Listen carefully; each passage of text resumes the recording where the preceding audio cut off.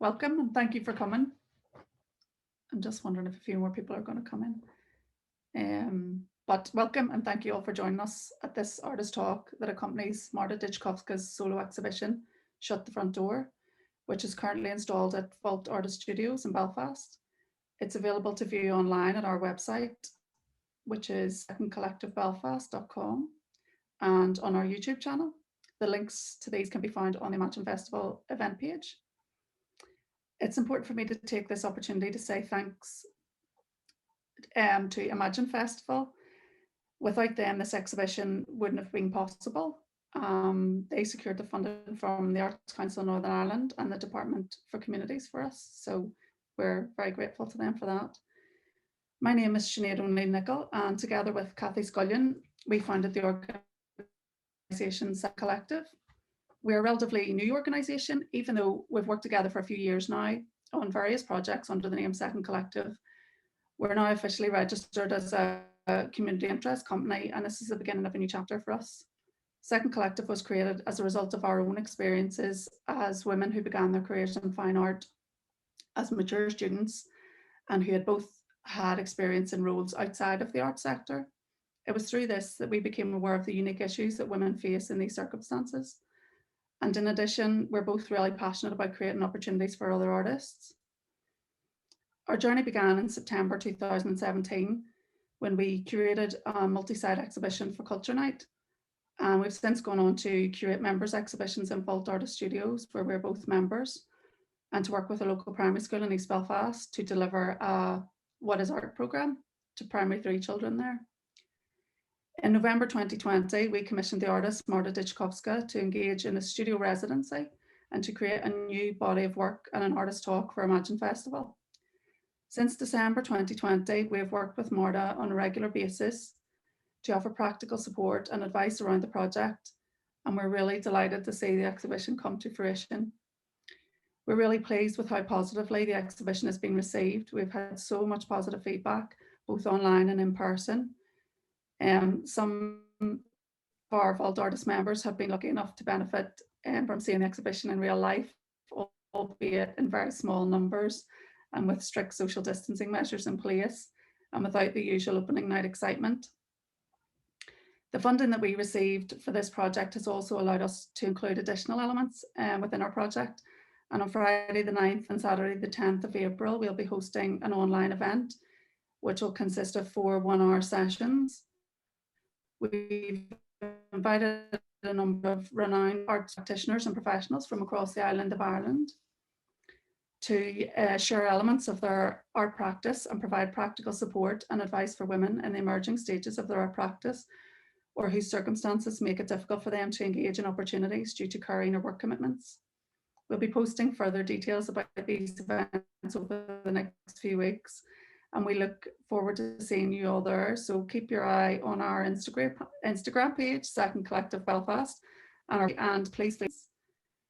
I'm now going to hand you over to Cathy Scullion, who's going to introduce Marta. Thank you. Hello, everyone. So I have the pleasure of introducing Marta today. Marta is a Belfast-based multidisciplinary artist born in Poland in 1980. She graduated from Ulster University Fine Art Sculpture Lens in 2018, where she received a graduate award from Platform Arts, which took the form of a 6-month residency, which ended in a solo show. Marta was also awarded the Artist Moving Image NI Award in 2018, and a review of her work was published by Circa Art magazine in the same year. In 2018-2019, she was artist in residence at Belfast School of Art, and until January 2020, she held the studio at Flax Artist Studios. She was recently shortlisted for the open call submissions at Highlands Gallery Drogheda, and it was also awarded individual artist funding by Arts Council NI. Marta has exhibited both nationally and internationally. On a personal note, myself and Sinead studied with Marta at Ulster Uni. Throughout her degree, Marta's talent, dedication and passion were an inspiration. Marta is an incredibly hardworking artist, but personal circumstances at the beginning of 2020 meant she had to give up her studio space in Flax, And coinciding with this, life demands were impacting on Marta's ability to carry on with her practice. And seeing this and recognising what a tragedy it would be for the art scene, both in Northern Ireland and beyond, we had no doubt that she was the perfect artist for Second Collective to work with on our first residency programme. And it has been an absolute pleasure. So I'll hand you over to Marta. Thank you. Who is that woman? Who is she? Thank you so much. Thank you for tuning in. So thank you everyone for coming in, and I'm just gonna share screen as it will help me going through the presentation. Hold on. Is that it? That didn't meant to happen. Am I sharing screen, Sinead? No? Okay.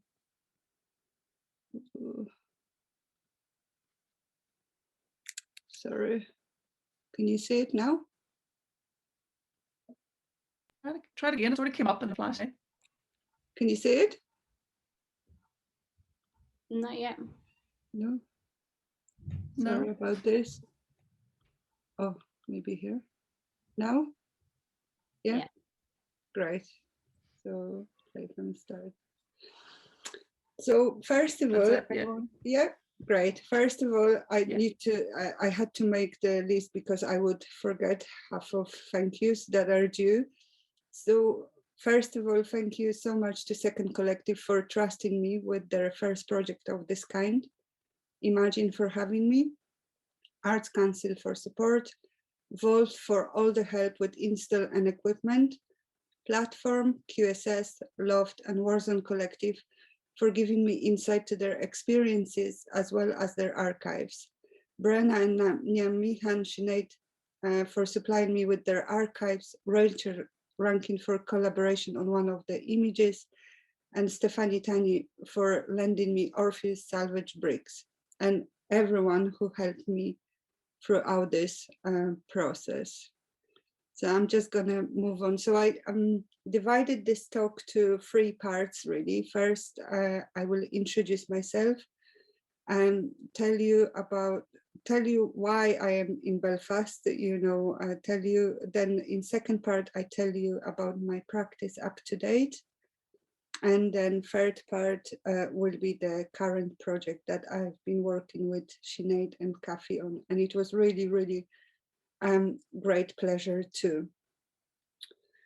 So I am an artist, mom. I work mainly in photography, video installation and performance. I'm a latecomer to the art scene, as I finish my degree as a mature student. But I'll get there in a minute. So first of all, I moved to UK in 2003, and it was year and a half before Poland joined the European Union.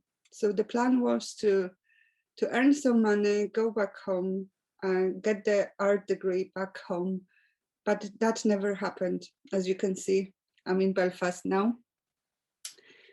I returned to Poland briefly in 2005 to care for my ill mother, who passed away the same year.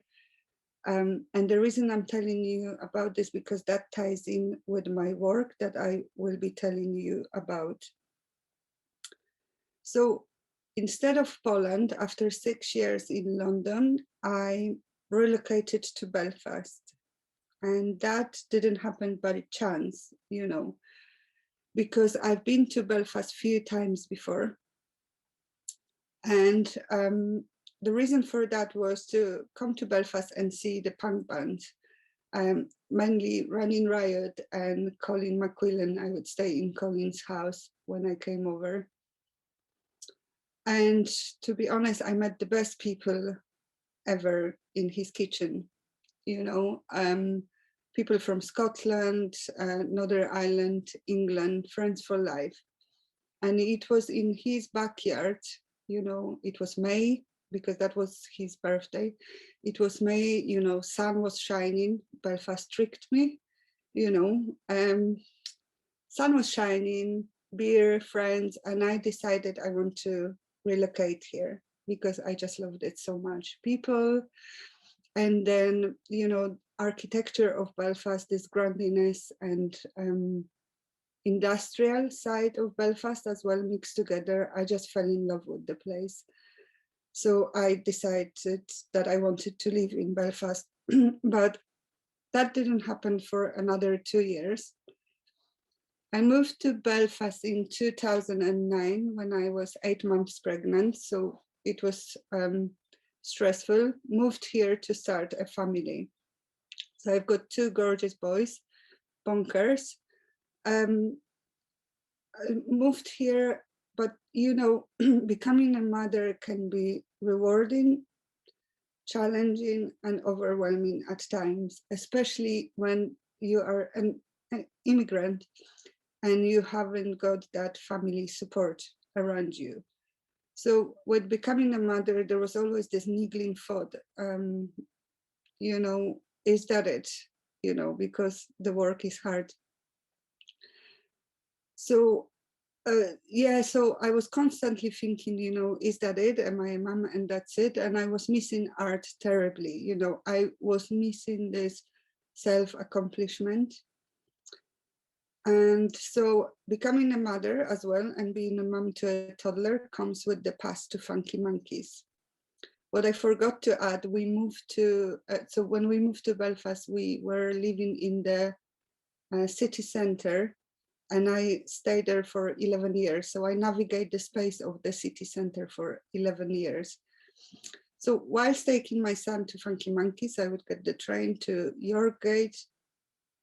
On the way back, I would walk past the Orpheus building and always staring into the windows of the ceramic department. And I always thought, oh my God, I always wanted for art to be a part of my life again. So that was my connection to Orpheus, first of all. Well, that didn't happen for another few years. However, I signed up to, in 2012, I signed up to Warzone Centre to start a live drawing session. And little did I know that that would lead me to finishing a degree of fine art at Ulster University. So in the meantime, I finished my foundation degree. I met more amazing people, Sinead and other people, Group D. And some of us went on to study at Ulster University in the fall of 2015. And that was the year, we were the first year that would undertake the study in the new building as Orpheus was about to demolished. So I think all of us, we were like documenting Orpheus like mad, you know, when it was still there, and then the demolition as well. I'd say that it was quite a traumatic experience for all of us, and the chat that we had around it, you know, the disbelief that followed was huge. Right, so once at uni, I started working with the memory, identity, and trauma. And I think that's a natural progress for someone who's an immigrant and someone who have experienced loss of a loved one. So for 2 years, I was just, you know, working with the space, went back home, photographed the place, but it was in second year that I started working with objects. And during the third year, I started researching the association of trauma and material culture and the effect that has on us. So, so I decided to assemble all of the objects that I carried from Poland in this one room on the 5th floor. And there was, in total, there was 1,371 objects, which was quite excessive. I did it. I did this installation knowing that I will destroy majority of these objects. I know that it might seem drastic, but you know, carrying this research made me realize that, you know, whilst it's natural for us to gather objects after we lose someone or a country, there comes a point that we should be ready to divest these and part with them, locating few of them in tolerable memory, for example, in the box at the top of the wardrobe, where we can visit these objects and remember the person or the past.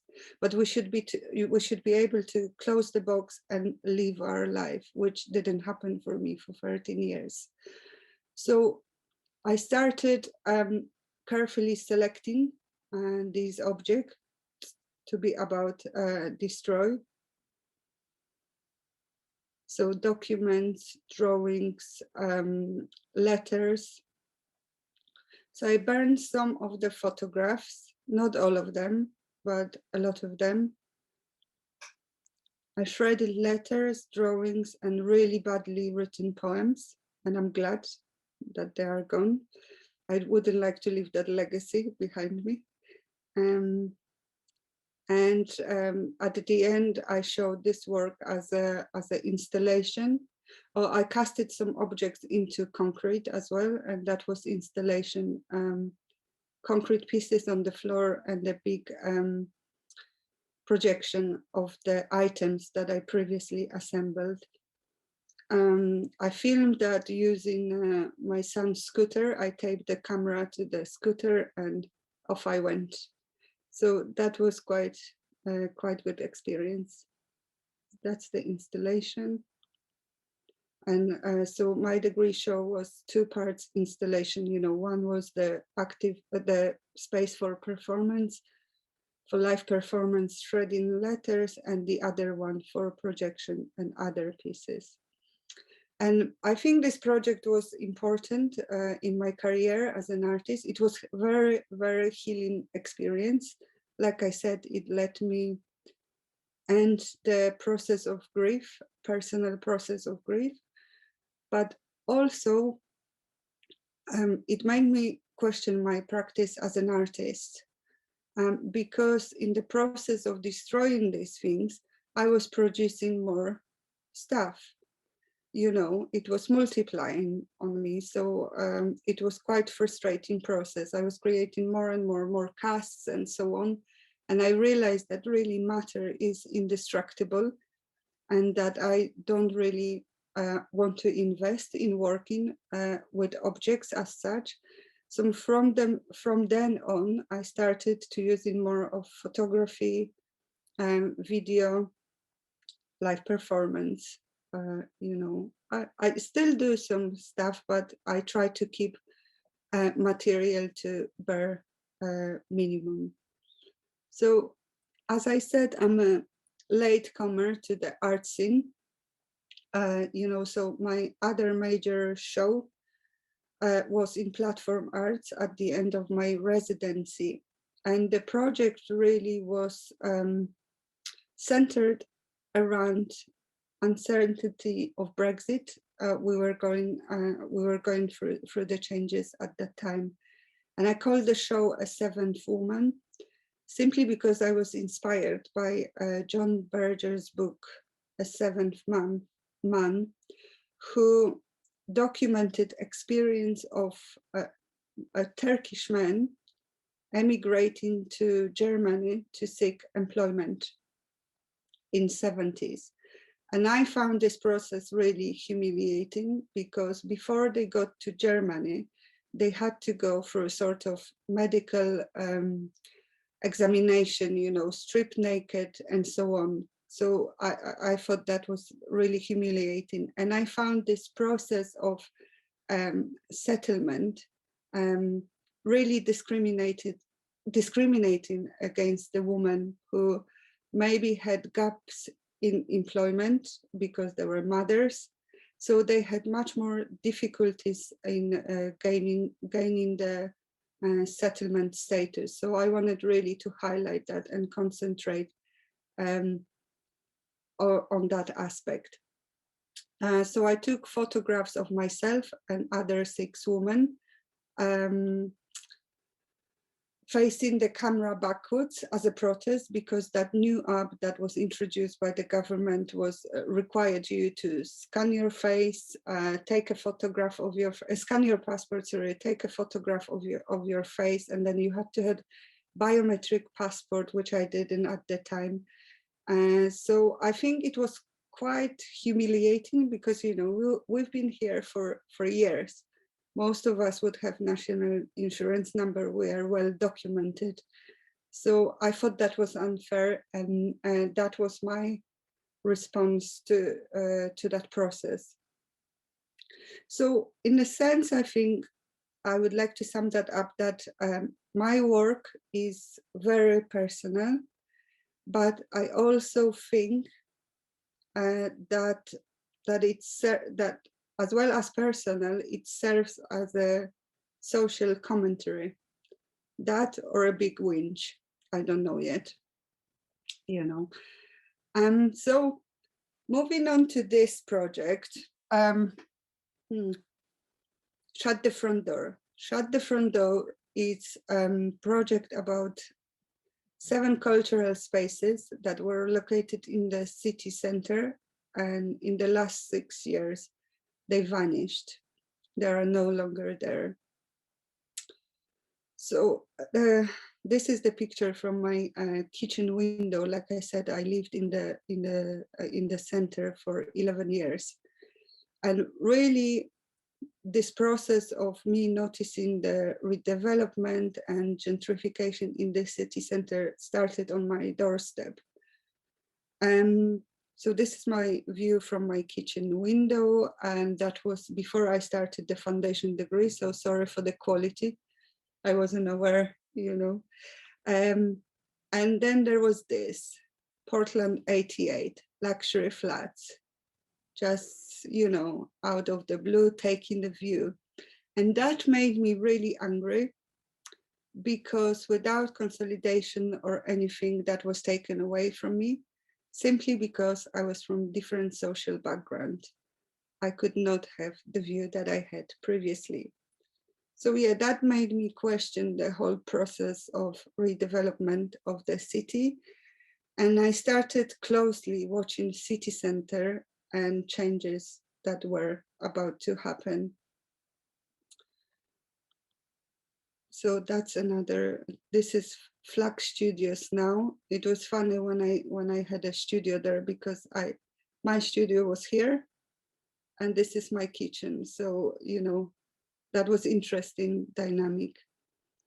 At some point I got obsessed with this building so much that I went inside to see the spaces on the open days, pretend that I wanted to buy the flat. So I couldn't find the pictures from it, but yeah, trust me, they are so nice, you know, they are nice, but I'm still full of resentment anyway. Yeah.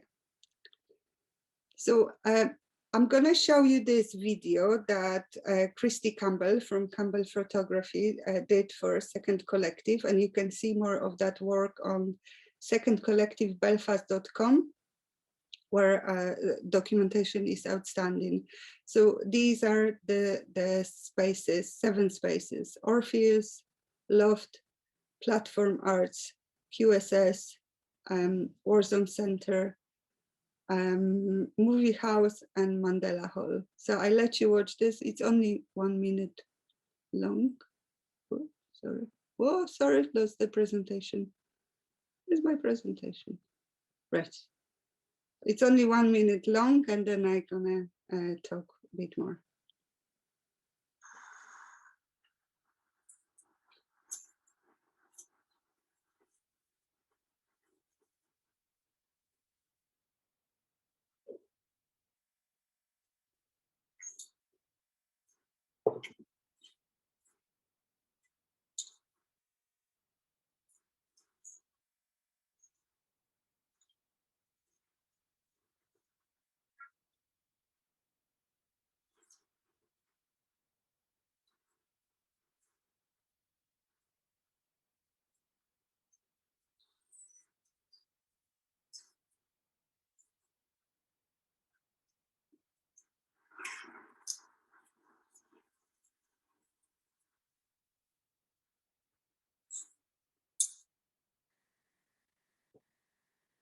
So that's that.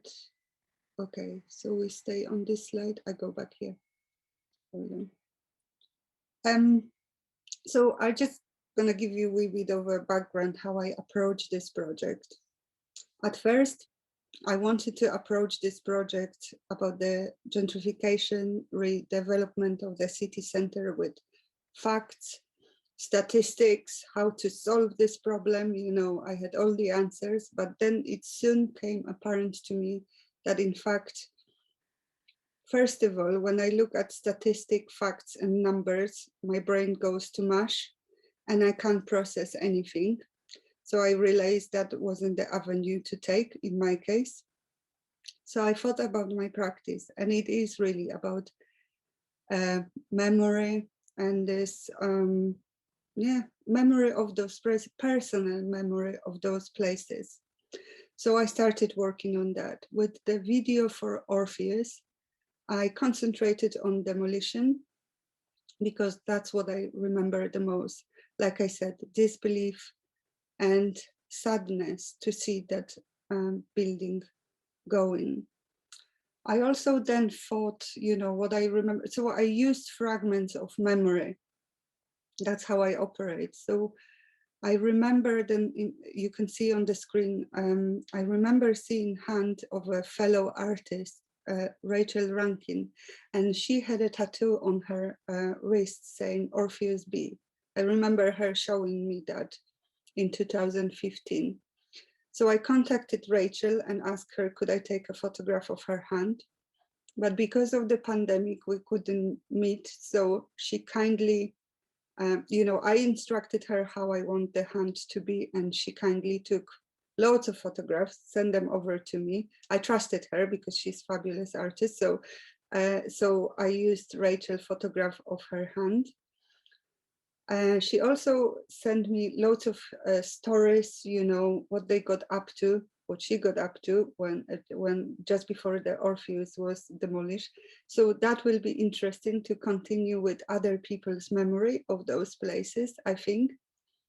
She also sent me pictures of other people who had the same tattoo done at the same time, but I decided to go just with the image of her hand because this was what I remember. Then I remember that, for example, Stephanie, friend of mine, had salvaged the bricks from the Orpheus building. So I went over for a socially distanced walk, and we exchanged the bricks and books. So I used one of the brick.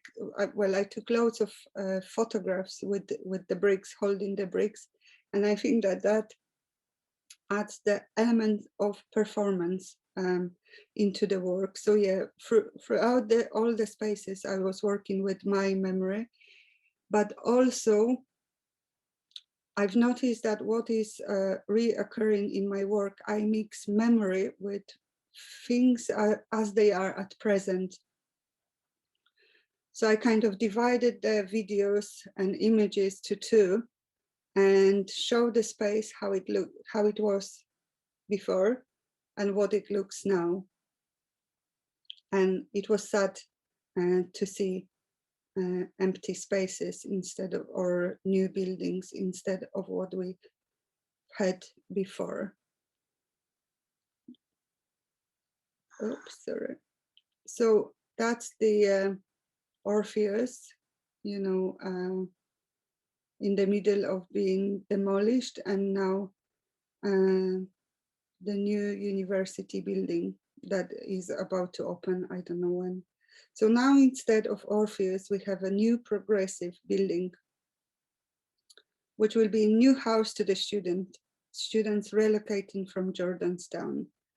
Some, such as Douglas Spencer, argued that universities in UK are using the neoliberal model of architecture as an instrument of control and compliance. He's saying that architecture of new universities reflects the marketization and commodification of education. Hubs and open spaces are designed in such a way to be utilized as a space for working and socializing. In some universities, tutors don't even have offices, and students are expected to become intelligent nomads. These spaces are often awkward and not used as much.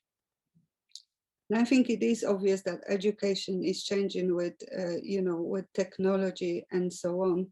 But I think that these new spaces will enforce this change even more, because from my personal experience and my memory of strike, it became apparent that this neoliberal model of education and neoliberal model of spaces is winning.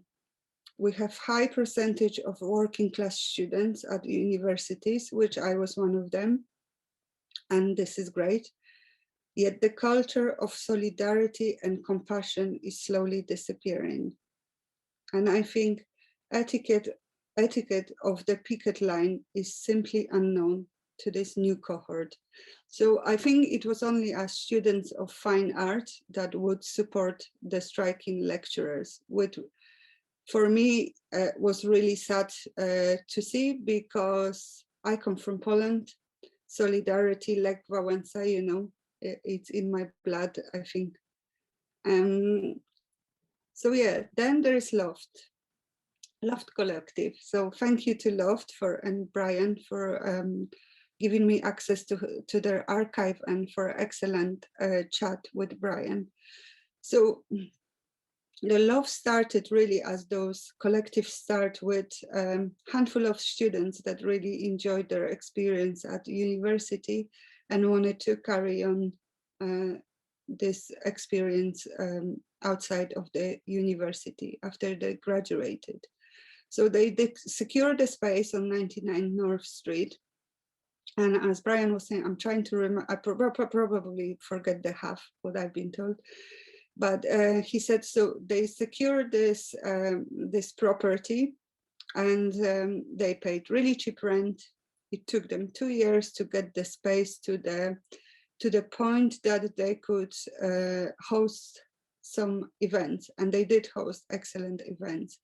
So before I moved to the event, I was just thinking, the space was demolished in 2016, I think, and the lot remains empty. There is nothing there. So that is really sad to see those. I think there was a record shop. I remember being there at some gig.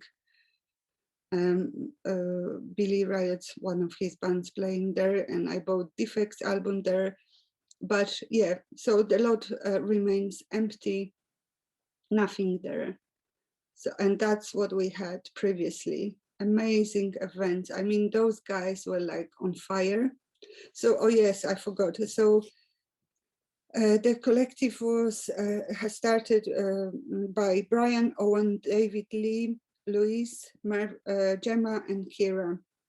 But yeah, it took them 2 years to decorate this place so they could host these events.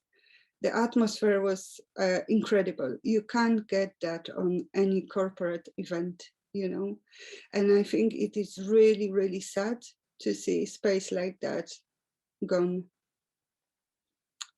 There is me and Stephanie. Stephanie with yeah, it is. But anyway, the guys are continuing with their work. They hosting pre-pandemic. They hosting events in Botanic Avenue. So if you ever there, go and have a look. And also, I think David Badger, isn't that right, Brian? Is hosting the drag queen drink and draw events. So it's good to see them, doing something, but it is sad to see them gone from the North Street and the buildings. Platform Arts, where I did my residency and really housed to the contemporary art, really high standard contemporary art. The guys have relocated last year in March, I think, to the Conswater Shopping Centre. And it was great that they could secure any space. They had no choice but to leave the city center. I'm a bit cross with myself because when I was doing residency there, I did loads of photographs of the space when I was there on my own, and I can't find the negatives anywhere, but that's me. I'm really rubbish at photography, at cataloging. I need to up my game a little bit. So that's Rachel, I think, and I see Sean from there. Bedford Street, thank you so much to Irene. She gave me so much information, you know, on Bedford Street. She's amazing at her job. So this is the one of the shot when I decided to just to take the picture of the front door. This is the gallery space. I think they are quite happy with their new space in East Belfast. Obviously, they would prefer to stay in the city center, but that was not possible due to prices and short leases. But I talk about this little bit later. And I think what Irene was saying, that what was so great about it, did I say that? What was so great about it, that they had the front of the gallery was on the street, so everyone could literally pop in, which they haven't got anymore. And also when I was talking to Brian, he was saying that that was excellent because he's not from Belfast. It was great to just hop off the bus and do runs through the galleries, which is no longer possible because the town is divided to center and east. So if you want to go and see the show, you have to hop on the bus, and it's not ideal for someone who doesn't drive.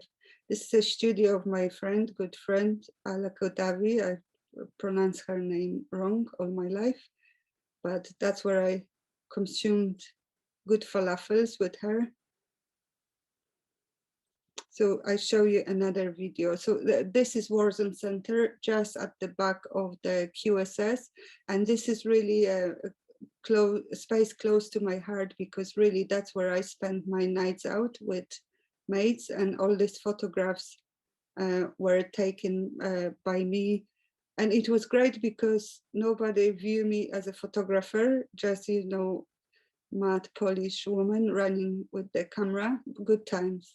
How do I switch this on? Oh, here. So have a look.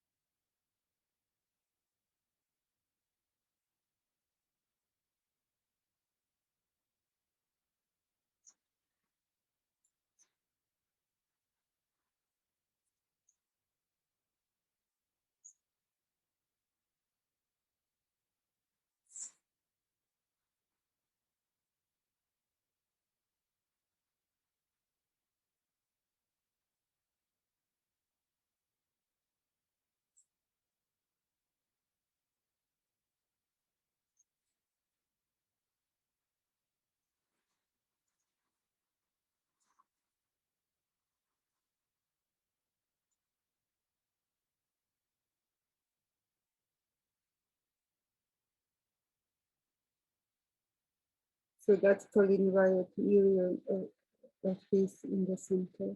So that space, it's no longer there, and the guys cannot secure another space in the center anymore. So it's sad to see that going because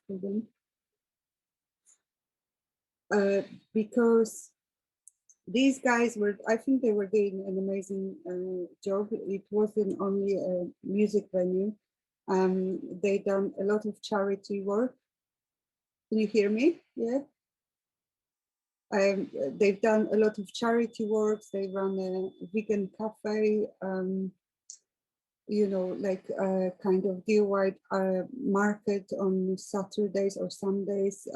It was really, really good community space. And, you know, the history of that collective goes far back, you know, and I think I thanks Darzo and Marty for insight as well, but they were saying, you know, that center was really important for that collective because, you know, well before my times in Belfast, that was where two of the communities could safely mingle together. So it is really sad to see that go, you know, that space.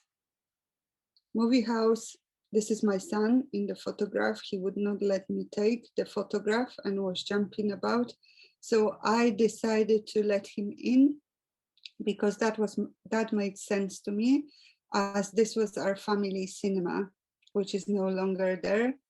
And Onward, the movie, was the last that we've seen there.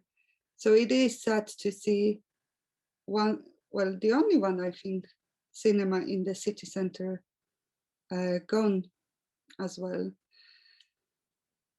And then there is Mandela, I can't even talk anymore. Queen's students, my gosh, can't speak. You know where I'm getting at. Mandela Hall, yeah, Mandela Hall and Queen's Student Union. Is that right? Oh my gosh, yes. So this is the photograph on the left is when we went over there to support lecturers from Queen's with our lecturers from UU to support them in the strike. That was 3 years ago. That was the first wave of strike. So Mandela Hall was a house to it was live music venue, and it's no longer there. I'm not sure if that will be replaced and in what form, but now we will have this glass building. Well, we have to wait and see. This is us supporting the strike. And then I think, oh yes, the last thing I wanted to say, because even though I concentrated on my personal memory of these places, I also conducted interviews and I gave questionnaires to the collectives because I really want to find out what was their experience and what are the obstacles for them to remain in the center. So I just read you a few of them. I couldn't include all of them because there was a lot of stuff. Hold on. So, did you consider staying in the city center, and what prevented you from doing so? Yes, this was our preferred option. We looked at few buildings in the city center, but they were beyond our means. Sometimes the service charges alone were more than we were paying per square foot in rent, so it quickly became clear that we would have to move further out. Another issue was the length of lease being offered, which ranged from 9 to 18 months. This time frame was just not long enough. No sooner would we have settled in and adapted the space to our needs, when we would have to start looking for new premises again with all the associated costs, advantages and disadvantages. Although we had wanted to stay in the city center, relocation has worked well for us. It was possible to secure more space at familiar cost to our city center location. Any negatives to relocated relate to our gallery space, which no longer has street frontage. Another collective saying that people are put off by the process of finding a space. It is difficult to get through bureaucratic hoops, logistic nightmare. Events such as Open Studios and Visual Artists Island organization helped us enormously. So this, because I was thinking, if there is anyone that helps collectives, you know, if they're facing eviction and so on, but there is no public body as such. So Visual Artists Island help one of the collectives, you know, put them on the map in Belfast. I would, hold on, I can't see this. I would imagine looking at city center property would be costly, and finding a suitable space was always a problem. With current wave of city center gentrification about to hit, it would be probably also be short term. Losing the space pretty much ended the collective, but by that point, a lot of people had lost their enthusiasm. They were in the space 7 to 8 years. Because let's not forget, you know, loads of these collectives, they are they're self-sufficient, so they don't get money to run these spaces. So admire anyone who run the space as a collective like that. Yes, the city center was always seen as neutral ground in regard to the conflict and entrenched sectarianism. Yes, we are going to try and become more family friendly and get more involved with community. Consider our new location. And then I asked about that public body, you know, if there is one, and I got the answer that a public, and would people welcome that?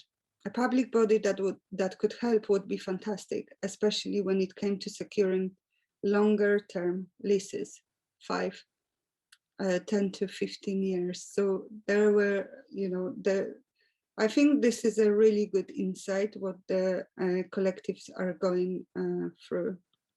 So just to finish on positive note, sorry if I whinged, and just to finish on positive note, I was kind of worrying that my rummaging through the memory will be like a downer, but I came across this research which says that collective nostalgia is actually quite different to the personal one, because it acts as a glue to bind the social groups together, and also it can act as a catalyst to positive change. So I think if we talk about these spaces and how greatly they are missed, we might come up with some answer to this problem. Thank you so much. Ooh, how do I go back? Thank you so much, Marta. That was really interesting. And Kathy and I have been really delighted to work with you, and so glad you could share all this with us.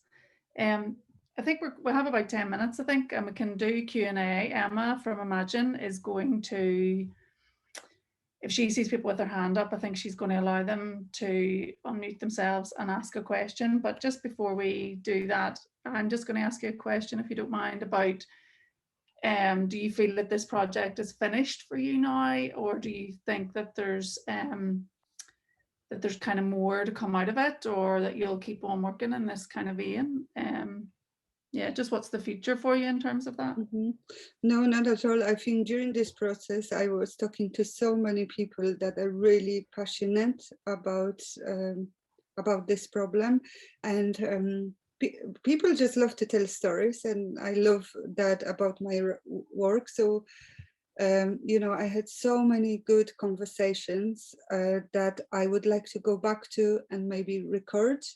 And also then there was idea to maybe create a website and have input from other artists, their recollection of the spaces, and who knows what will come out of it. I don't know where it's going, but it's going somewhere, I think. I think it's really interesting what you're doing, you know, because you're the very nature of what you're doing in the project is bringing other people's responses in and kind of creating this community. I mean, there is an art sector community anyway, but it's kind of actively going in and kind of poking people a bit and going, look, you know, this is happening. It's not just happening to one organization, it's multiple organizations. I think that's really useful. It's a really useful way of reminding people that we need to stick together. I think so. And I really wouldn't like Belfast that I know and fell in love change to the point of no recognition. And also when I was watching video from Warzone, I forgot to add that, you know, when I moved here and Colin and the punk scene, you know, it was such a warm welcome. And I realized that this is what I loved about this city, that people are not big-headed and they're really warm, and the crack is mighty. And I worry that these new spaces won't necessarily reflect that. Yeah, I know. I think we're all on the same page. Collective nostalgia. Yeah, exactly. So if anybody wants to ask a question, feel free to raise your hand, and I think Emma will unmute you and you can ask Marta whatever you feel like.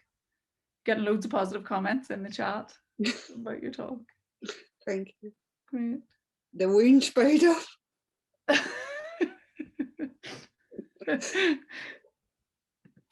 Do we have any questions? I wonder. I can't see everybody, so I don't know. Let's see.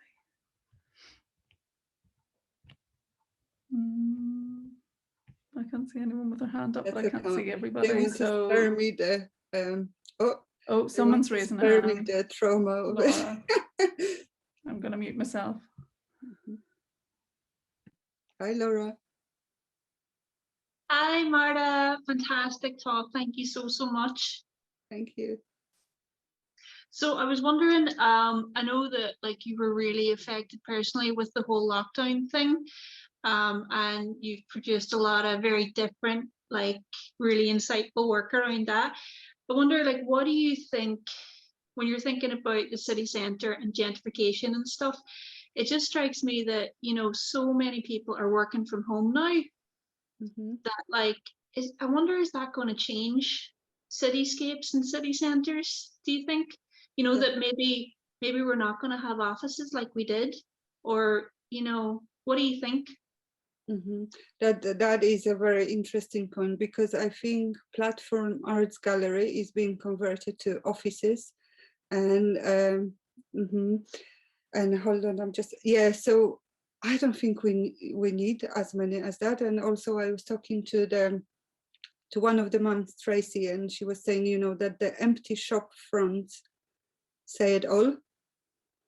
You know, so yeah, we don't need these spaces, and I think there is a good opportunity to convert these spaces to art spaces. So there is, I don't know if I can share screen. No, it was too big, wasn't it, Sinead? But there is like a space in. Try it anyway, though. I think you should try it. See, because people will get an idea.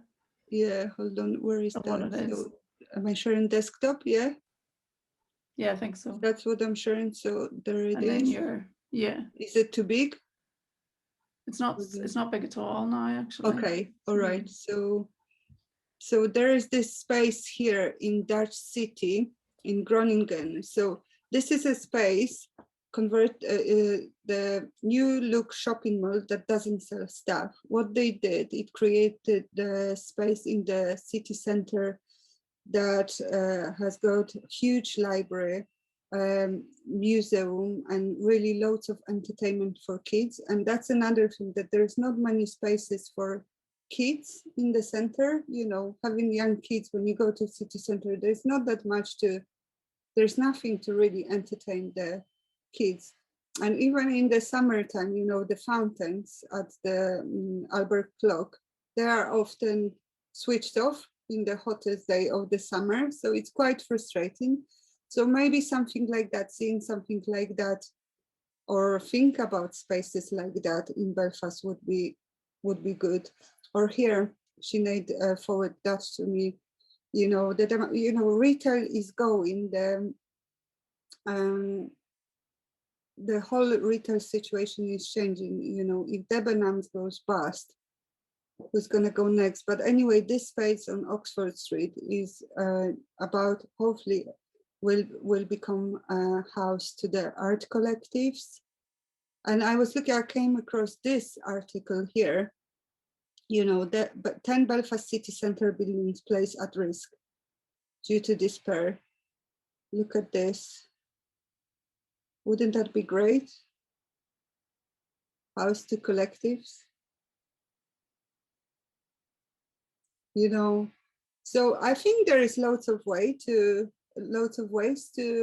go on about that and start rethinking our future and future of, you know, art in Belfast City Centre.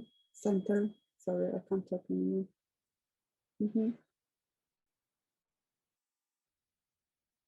That answered the question, or I can't hear you. Can you not? Sorry. Me? Can you hear me now? Yeah. Yeah.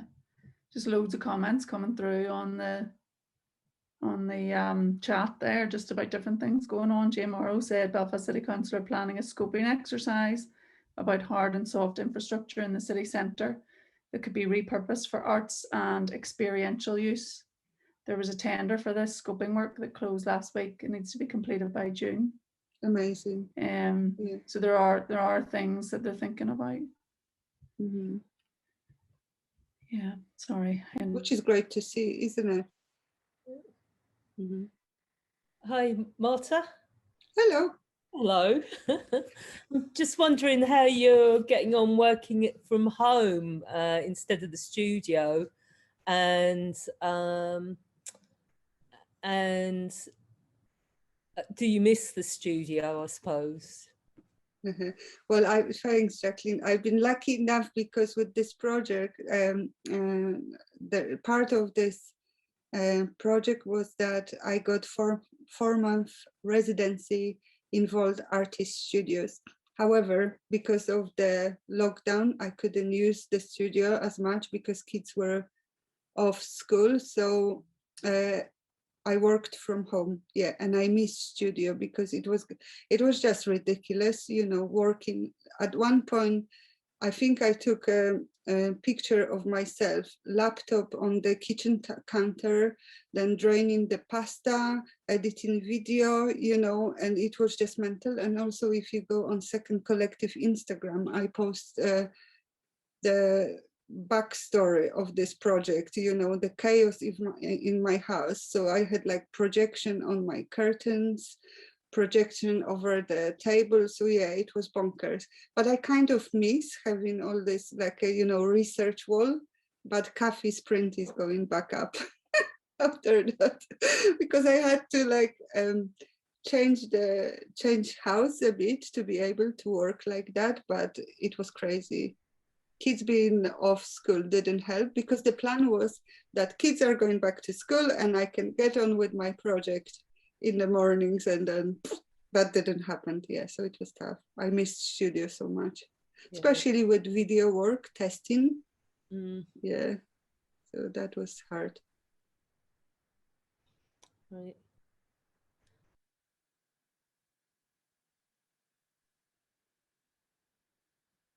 I don't know, do we have time for more questions, or is that we're kind of coming up to 3 now?